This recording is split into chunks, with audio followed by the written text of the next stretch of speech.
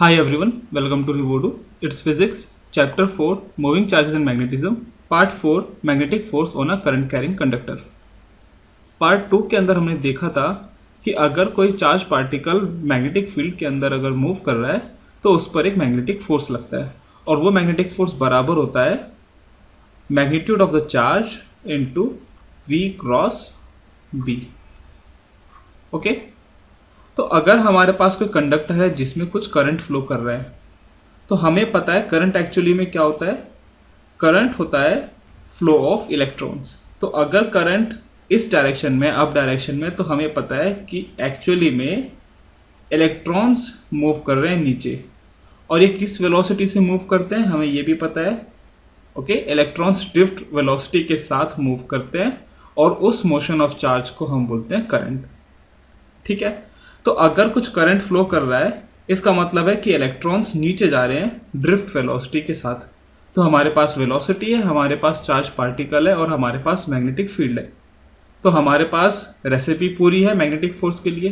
तो एक magnetic force लगेगा. और ये क्यों लगेगा? क्योंकि ये जो वेलोसिटी है इसका एक कंपोनेंट मैग्नेटिक फील्ड के परपेंडिकुलर है ना. अगर मैं इसे एक्सटेंड कर दूं मैग्नेटिक फील्ड को, ठीक है, सपोज ये कोई एंगल थीटा है तो VD sine theta magnetic field के परपेंडिकुलर होगा.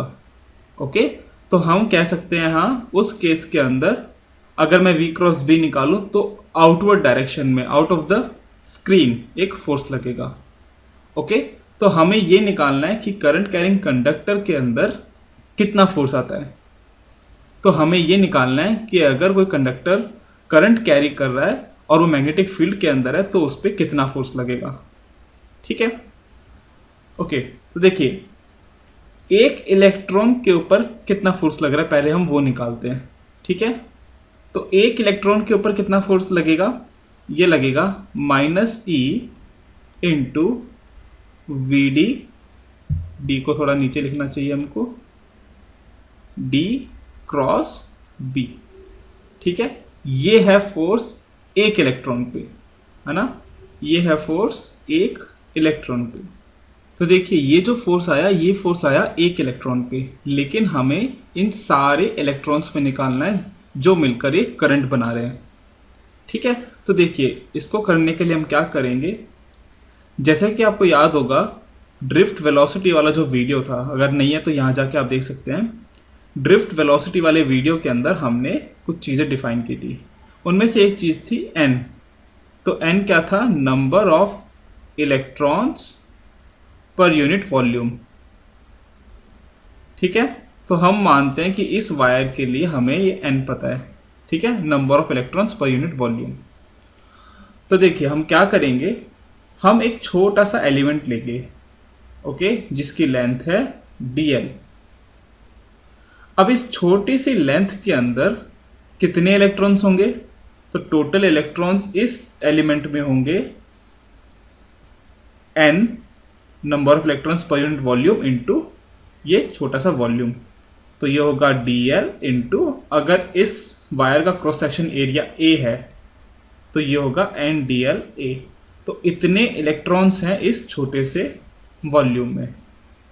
ठीक है, तो ये इस छोटे से एलिमेंट पे फोर्स कितना लगेगा, फिर ये फोर्स लगेगा जिसको हम df लिख सकते हैं, ये बराबर होगा ये number of electrons into force on one electron जो कि ये है. तो इसको हम ऐसे लिखेंगे -E VD क्रॉस B. ठीक है, ऐसा लिख सकते हैं हम.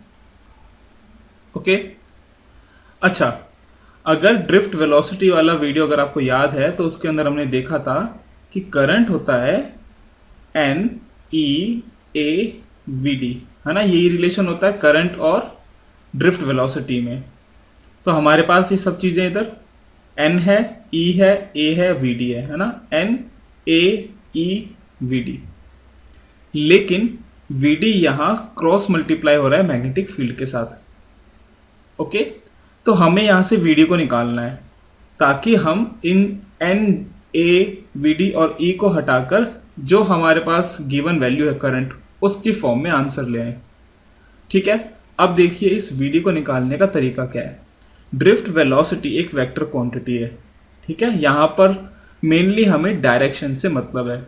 अब देखिए करंट की डायरेक्शन और वीडी की डायरेक्शन ऑपोजिट होती है ना। करंट की डायरेक्शन और ड्रिफ्ट वेलोसिटी की डायरेक्शन ऑपोजिट होती है।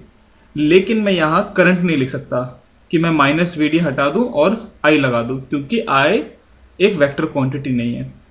तो हम क्या करेंगे, हम ये जो डी एल है, ये जो डी एल एलिमेंट है, इसको एक वेक्टर क्वांटिटी बना देंगे। ठीक है, इस डी एल को हम एक वेक्टर क्वांटिटी बना देंगे और इसका जो डायरेक्शन होगा वो डायरेक्शन होगा आई के अलोंग। तो हम क्या करेंगे, हम dl को एक वेक्टर क्वांटिटी बना देंगे जिसकी डायरेक्शन होगी अलोंग करंट। ओके, तो देखिए अगर हम डायरेक्शन की बात करें सिर्फ, तो ये जो vd की डायरेक्शन है और उसका क्रॉस मल्टीप्लिकेशन b के साथ, ठीक है, ये यहाँ पर एक नेगेटिव से मल्टीप्लाई हो रहा है और हमें पता है कि ये dl वेक्टर है जो इसकी डायरेक्शन है वो vd के ऑपोजिट है। तो मैं माइनस vd यूनिट वेक्टर की जगह dl यूनिट वेक्टर लिख सकता हूँ, है ना। तो हम ऐसे लिख सकते हैं, कंडीशन क्या है, minus vd unit vector is equals to dl unit vector. ठीक है, इस चीज़ को यूज़ करते हुए हम लिख सकते हैं कि df होगा n e a और ये होगा vd, ठीक है, और ये होगा dl क्रॉस b। ठीक है, लिख सकते हैं ऐसा डायरेक्ट हम। और अगर आपको कंफ्यूजन हो रहा है तो इसका जो ऊपर वाला स्टेप है मैं वो लिख देता हूँ। ये होगा n dl into a e। अब देखिए vd वेक्टर क्या होगा, vd into vd unit vector, है ना। तो हम लिखेंगे इधर vd into vd unit vector cross b। Okay, और एक नेगेटिव साइन। अब माइनस vd वेक्टर की जगह, vd यूनिट वेक्टर की जगह हम dl यूनिट वेक्टर लिखेंगे और dl unit vector into dl होगा dl वेक्टर। ठीक है, तो देखिए इस चीज़ को यूज़ करते हुए कि i होता है n e a v d, तो मैं लिख सकता हूँ कि df बराबर होगा i dl क्रॉस b। ठीक है, सो ये रिजल्ट बनता है कि इस छोटे से एलिमेंट पे कितना फोर्स लग रहा है। अब भाई टोटल फोर्स निकालना है, तो फोर्स, टोटल फोर्स क्या होगा, ये होगा i integral of dl cross b। ठीक है, ये कर लीजिए, आपका आंसर आ जाएगा। ओके, अगर स्ट्रेट कंडक्टर है, ठीक है, अगर स्ट्रेट कंडक्टर है तो ये dl क्रॉस b जो होगा, देखो ऊपर वाला केस देखो, स्ट्रेट कंडक्टर है और dl के अंदर dl वेक्टर यानी मतलब i की डायरेक्शन में जो वेक्टर है उसमें और मैग्नेटिक फील्ड में ये एंगल है थीटा। तो dl क्रॉस b को मैं लिख सकता हूँ हमारे ऊपर वाले केस के लिए i dl b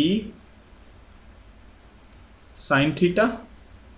ओके, और इंटीग्रल ऑफ dl, b तो कांस्टेंट है, साइन थीटा कांस्टेंट है, इंटीग्रल ऑफ dl क्या होगा, l। So i l b, ये आएगा force on this straight conductor, और sine theta obviously, sine theta.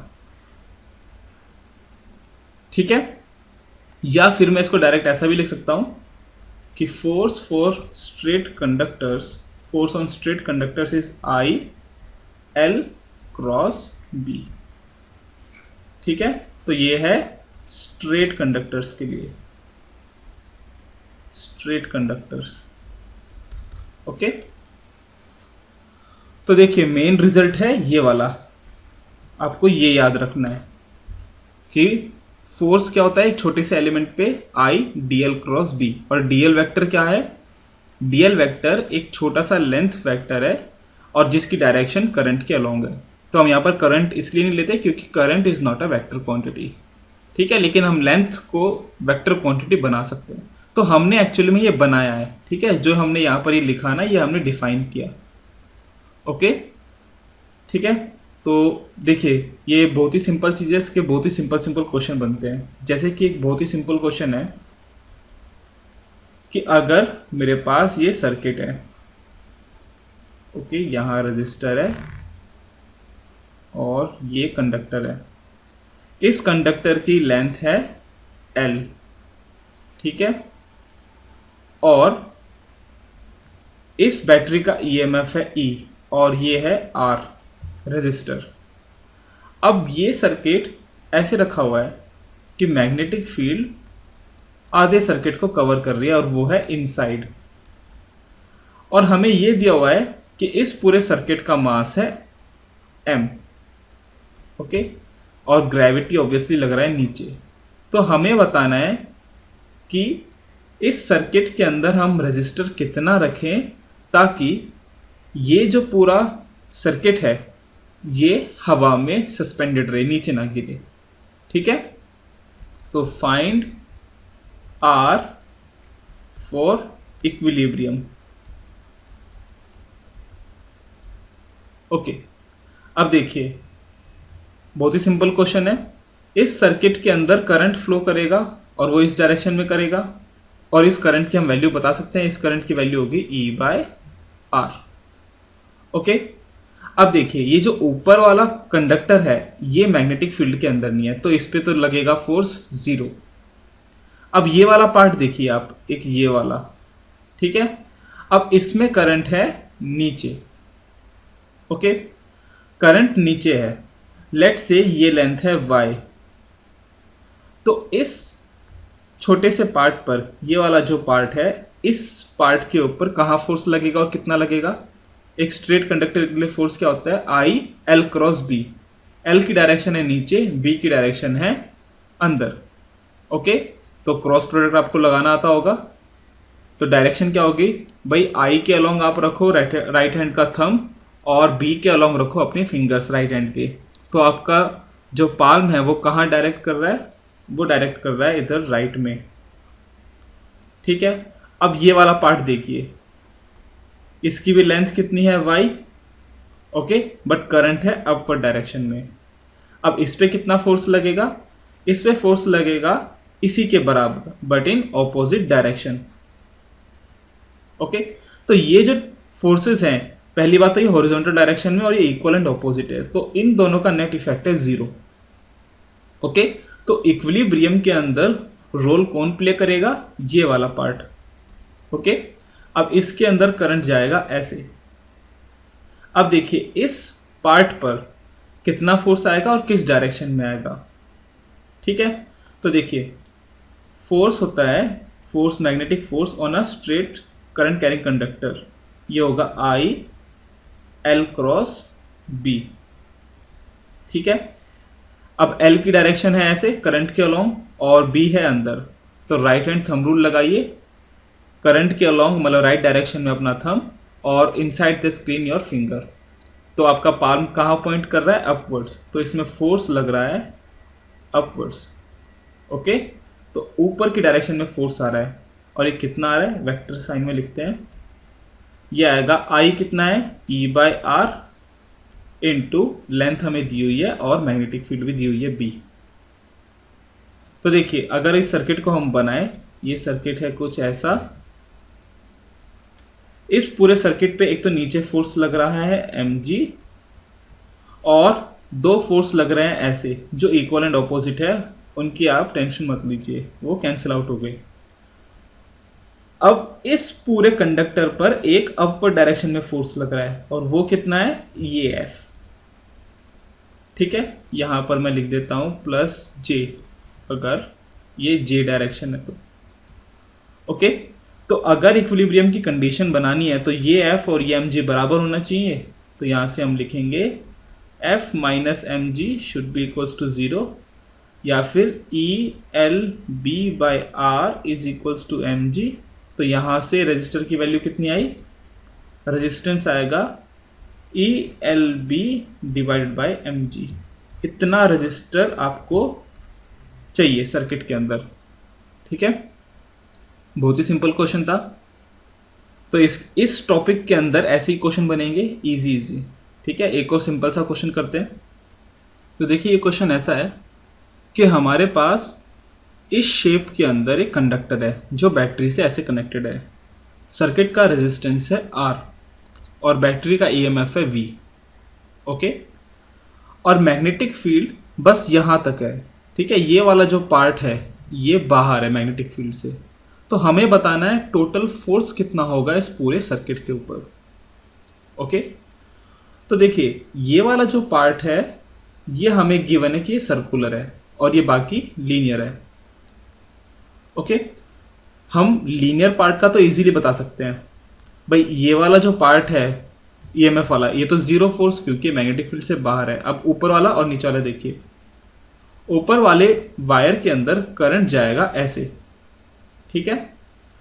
अब करंट इसके अंदर और इसके अंदर सेम जाएगा बट डायरेक्शन अपोजिट है। तो पहले ऊपर वाला देखिए, करंट जा रहा है आई, आई करंट है, मैग्नेटिक फील्ड अंदर है, फोर्स कितना आएगा आई एल क्रॉस बी। तो आई की डायरेक्शन में अपना थंब रखिए, बी की डायरेक्शन में फिंगर्स, मतलब इनसाइड द स्क्रीन। तो आपका फोर्स कहाँ आ रहा है डाउनवर्ड्स, है ना। पाल्म कहाँ पॉइंट कर रहा है नीचे, तो इस पे फोर्स आएगा नीचे की डायरेक्शन में, कितना आई एल बी, है ना। अब आई कितना वी बाय आर। ओके, अब नीचे वाले के लिए देखिए, नीचे वाले के लिए करंट है इस डायरेक्शन में, राइट डायरेक्शन में। तो राइट डायरेक्शन में अपना थंब रखिए, fingers inside the screen, right hand की पाल्म कहाँ पॉइंट कर रही है अपवर्ड्स। तो इस पे फोर्स लगेगा ऊपर और कितना आई एल बी। लेंथ तो इनकी सेम है ना, ये लेंथ और ये लेंथ सेम है। इसका मतलब क्या है कि स्ट्रेट पार्ट पर तो नेट फोर्स आ रहा है जीरो, आई एल बी ऊपर आई एल बी नीचे। ओके, तो कुल मिला के देखिए इन तीनों वायर्स के अंदर हमारे ये दो स्ट्रेट, ये वाले कंडक्टर और ये वाला, इन तीनों पर मिला के नेट फोर्स आ रहा है जीरो। अब हमें इस कर्व्ड कंडक्टर, ये जो सर्कुलर रिंग है, हाफ रिंग, ओके, इसके अंदर बताना है कि कितना मैग्नेटिक फोर्स आएगा। तो ये एक थियरी का पार्ट ही एक्चुअली में। ओके, तो देखिए हम ऐसे कर्व्ड पार्ट पर मैग्नेटिक फोर्स कैसे निकालते हैं, तो बड़े ध्यान से देखना।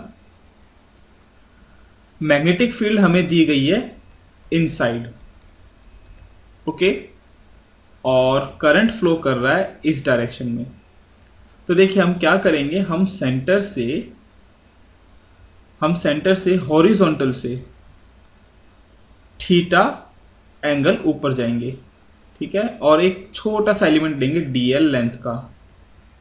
ओके, और ये एंगल है थीटा, और ये जो स्मॉल एंगल है जो ये बनेगा डीएल का, ये बनेगा डी थीटा।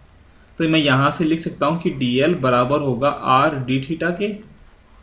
ओके, और डीएल ये जो एलिमेंट है, स्मॉल एलिमेंट, इसमें करंट कहाँ है इस डायरेक्शन में, और मैग्नेटिक फील्ड है इनसाइड, ठीक है। तो आप राइट हैंड थंब रूल लगाइए, आप देखेंगे कि फोर्स आएगा इस थीटा के अलोंग ऐसे।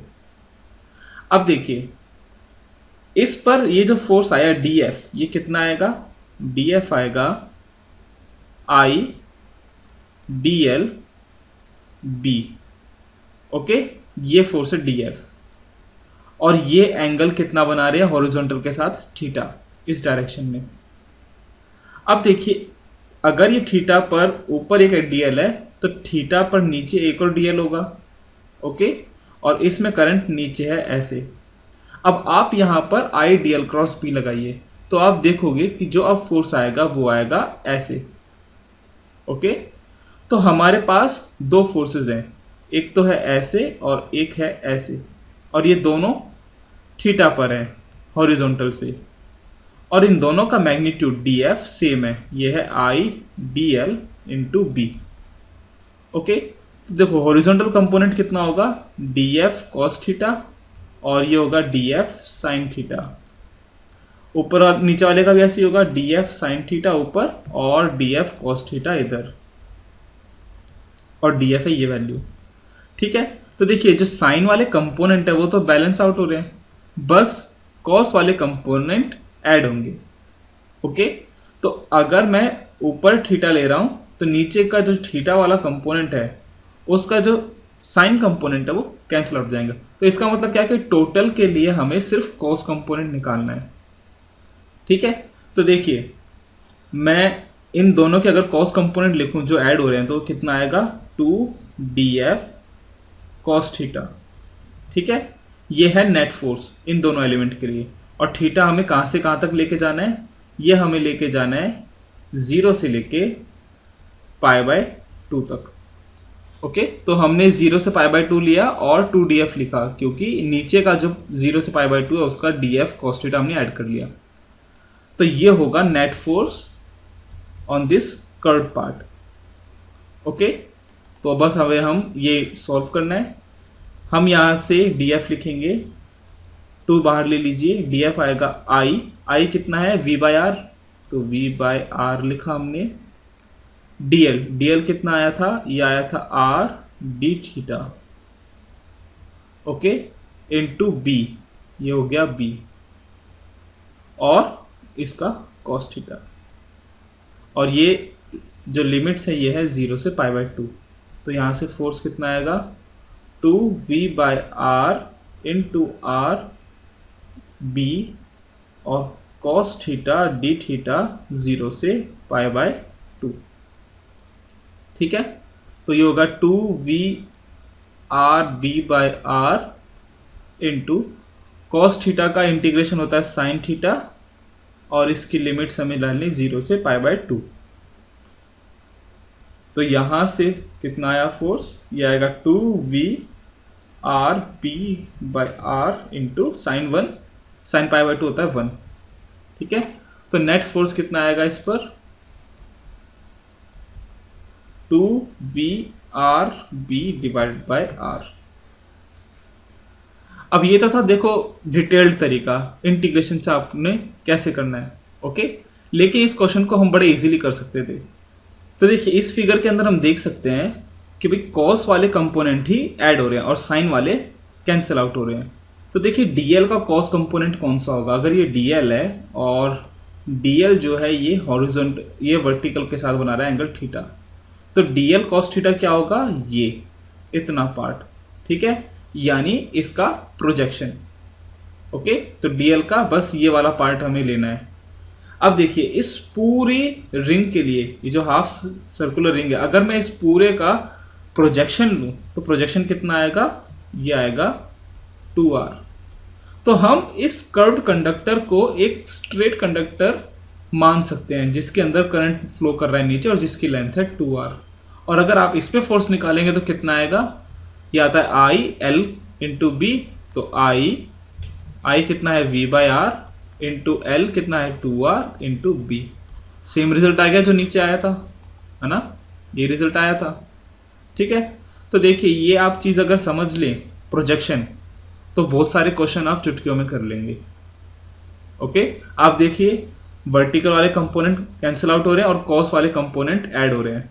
इसका मतलब क्या है कि डीएल का कॉस वाला कंपोनेंट ऐड हो रहा है, और अगर आप डीएल का कॉस कंपोनेंट निकालेंगे तो ये आएगा इस डीएल का projection on this straight line. तो इसका मतलब अगर मैं इस पूरे पार्ट पर लाइट मारूं तो शैडो कितनी बनेगी, प्रोजेक्शन कितना आएगा, ये 2r। ओके, तो बस हम क्या कंसिडर कर सकते हैं कि ये 2r का कंडक्टर है। तो भाई फोर्स आया, नेट फोर्स इस पूरे सर्किट पे आएगा। अच्छा डायरेक्शन कहाँ है, डायरेक्शन है इधर, तो नेट फोर्स आया v by R into 2r into B. ठीक है, सो होपफुली आप ऐसे क्वेश्चंस कर सकते हैं अब। सो इसी के साथ ये वीडियो खत्म करते हैं। So guys thanks for watching, please come back for more videos, please like share and subscribe, और अगर कुछ भी डाउट है, कुछ भी क्वेश्चन है तो प्लीज़ कमेंट। Thank you.